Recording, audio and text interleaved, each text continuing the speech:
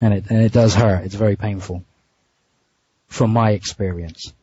Okay, when you say it goes through, what are you talking about? Sound, or just the sensation of seeing them or being in their presence? It's not even a sound. It's not. I can't even describe it as an emotion.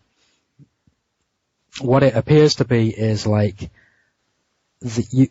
from the first moment of contact, what you first notice is the fact that you're not in control of your own emotion. Emotionally, you are taken out of the mix, and immediately their feelings are imposed upon you. Whether that's a good thing or a bad thing, you're not feeling for yourself. You still have full mental capacity, but any feelings of fear, obviously fear or anger or whatever we would be feeling initially is taken away.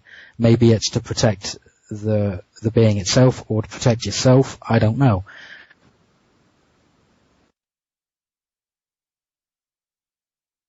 But that's okay. So,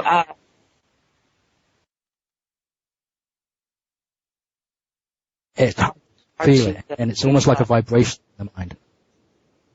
Okay, we're having a little bit of crosstalk here simply because there seems to be a time delay. Can you hear me? Yes. Okay. So go ahead and talk a little bit more about your encounters with the reptilians. Well, there have been quite a few of these IDs, and I've had one recently, and the one before it was, I think I told you, was the worst because of what happened to my arm when it actually started to grab hold of me and crushed my arm. And that was because of, I don't know if it was how I was feeling initially, because when I first saw it, all I felt was, I felt really angry, but then I didn't know if it was me feeling angry or it was him feeling angry. You can't differentiate between your emotion and its emotion, and I don't know if it picked up on it, but it just clamped down on my hand on my arm where my elbow is, like a vice, and just started to squeeze. And my arm's never been the same since. Okay, and you did go to a doctor, didn't you? Yes, I did. Yeah, I got X-rayed. I got my medical insurance bill and everything, and he never saw anything like it. I mean, he said it looked like it was an industrial injury, the way the crush was. I've dealt with crushes in Aikido as well,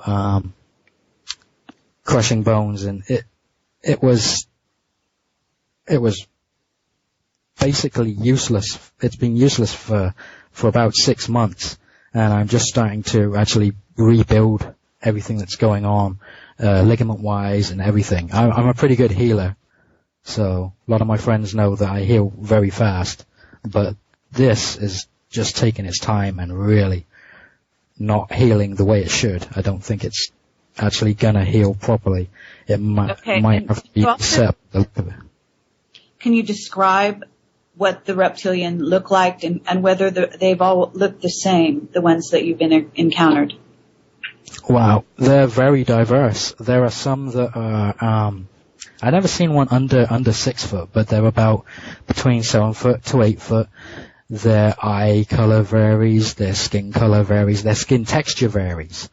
I want to say their facial features, but it's not really a face as we know it. It's some seem to be very oily, some seem to be very, very dry, and some seem to be very shiny. I remember one particular that, if I had to say I could really identify with, one was like a dark green.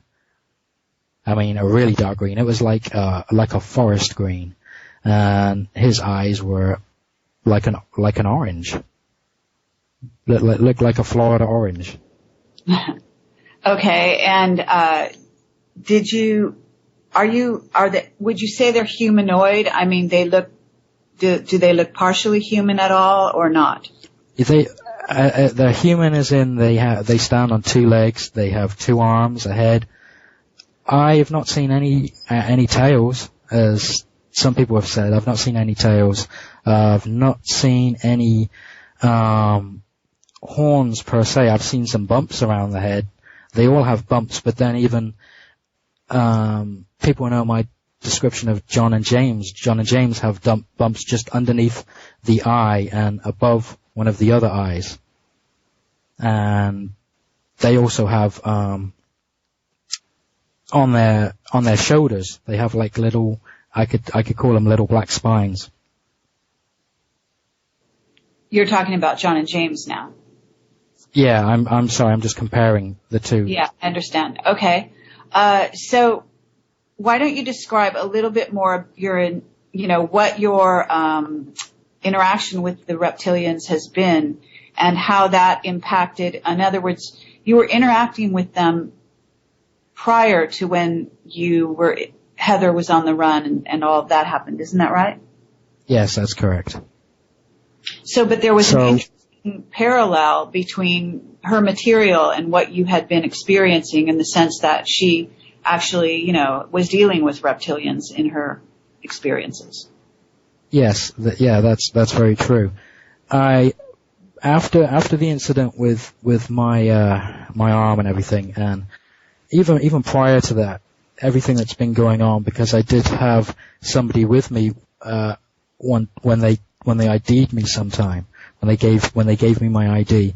It was like 2 times before that, and that person saw. I'm sorry. What do you mean by they gave you your ID? Who gave you an ID? No, sorry, not my ID, but when the reptilians give me their ID, when they approach me and just talk at me, I think that's the best way to describe it. But John and James said that they were giving me their ID as part of the protocol.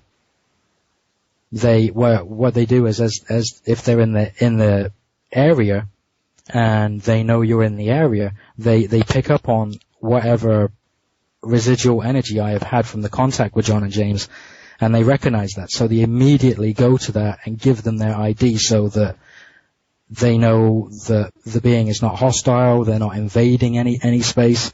There's a lot of treaties, and there's a lot of, from what John and James tell me, there's a lot of treaties, there's a lot of boundaries that aren't allowed to be crossed by these beings. There's lots of things they are allowed to do and a lot of things they're forbidden to do.